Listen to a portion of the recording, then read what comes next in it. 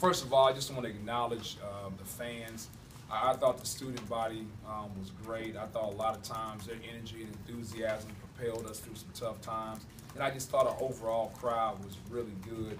I don't know if it was Vanderbilt was the opponent or the students were back or we had a whole bunch of alums around here too. But I thought our crowd was special, and I thought it really helped our guys through some tough times there. Next thing is just about the game.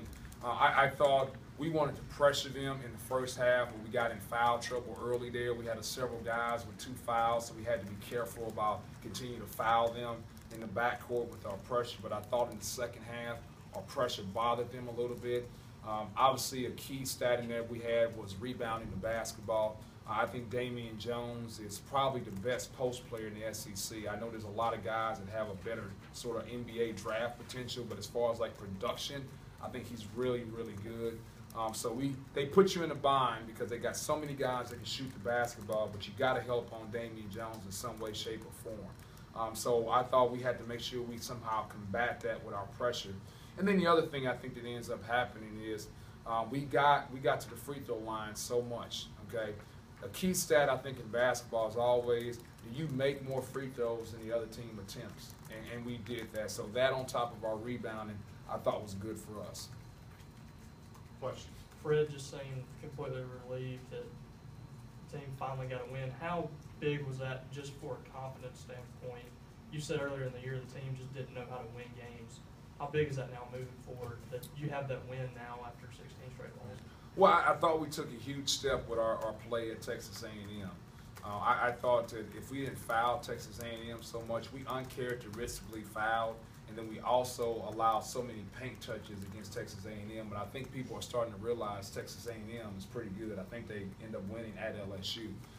So I thought we took a huge step to our approach to the game at Texas A&M, but you didn't get the result that you wanted. The same thing we played USC Upstate. I thought we competed and did some really good things there, but you worry about because the end result wasn't a win. So now how do your guys bounce back because, hey, we did what we were supposed to do, but we didn't win. And so now do they have the fortitude to continue to do what they're supposed to do without the result being what they want, okay? And we talked about, hey, this is not it's a process. You got to keep doing the right things, and then it pays off. So I'm glad it did pay off because I think we needed that victory, and I think our guys need to experience some success. But now I told them the next step of this is like, how do you handle this? So when we have class Tuesday morning, does everybody show up to class on time at 8 o'clock in the morning? We have our practice. Is everybody here ready to go? Do we have any mishaps off the court? To me, it's like, how do you handle the success? So the first time I get any sort of a notice of somebody showing up late to class, that tells me that you're not handling success very well. We're not getting ourselves prepared for the next game. How was it?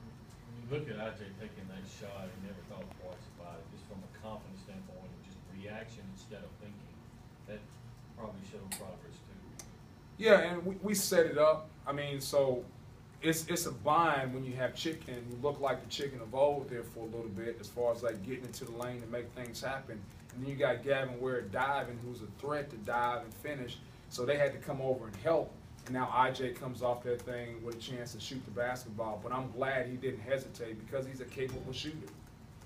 You were talking about Damian, I guess, for Vanderbilt. But Riley, y'all really kept him in check, I guess. Just talk about maybe a point of emphasis on guarding him today. Yeah, I think the key to guarding him is like the guys off the ball. And what I mean by that is they always do a screen-to-screener action. So he sets a screen to take somebody to the basket, and then he comes off a down screen. So to me, it's the guys that he's trying to screen for. They got to do their job. So we did a great job of jumping to the basketball and not getting screened. And so now the guy guarding LaChance doesn't have to open up and help. And now he can stay attached so he don't come off those screens wide open, okay?